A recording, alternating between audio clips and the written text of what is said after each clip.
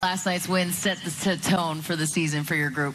Well, I think they figured out, obviously with so many new guys and so many young guys, just getting into a regular season game for the first time for a lot of them was a good experience. I noticed some nervousness early, but once we settled in, we were choppy and sloppy at times, but by and large, some pretty good things. What's the best way to manage such a young team that you have ahead to maintain the numbers that Dave just described? Well, try to stay positive as much as possible. We know there's going to be mistakes, but at the same time, really have a high level of accountability.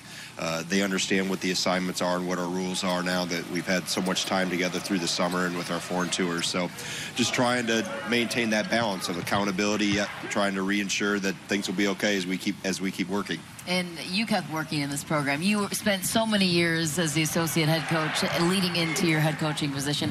How did this role now evolve for you and live up to your expectations since taking over in 2015? Well, I don't think the role changed who I was at all. I think the one thing that obviously I had a pretty good owner's manual and paid attention for 23 years with the previous head coach. So just staying true to who I am, making sure I understand and keep doing the things that made this program have made this program so successful over the time, and understanding who we are, not deviating from that. We understand what the formula is here for success, and we got to keep striving towards it.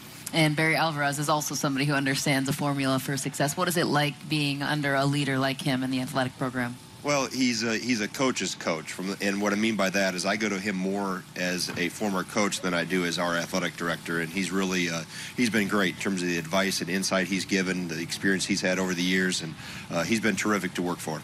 And lastly, you and your wife have had some involvement in giving back to cancer. Can you describe the Guarding Against Cancer and what you guys have been able to accomplish since the installment of that? Well, it's only about 11 years old, or 11 months old, excuse me, and it evolved from losing my dad to brain cancer about 2 years ago. And what we did was form a foundation that keeps all the money for cancer research and patient care raised right here in the state of Wisconsin. So in 11 months, we hit the $1.5 million mark that'll help with patient care and research here in the state. Well, you can hear the tremendous support behind you, Greg. Thanks so much for the time. We appreciate it. All right. Thanks, Michelle. Dave.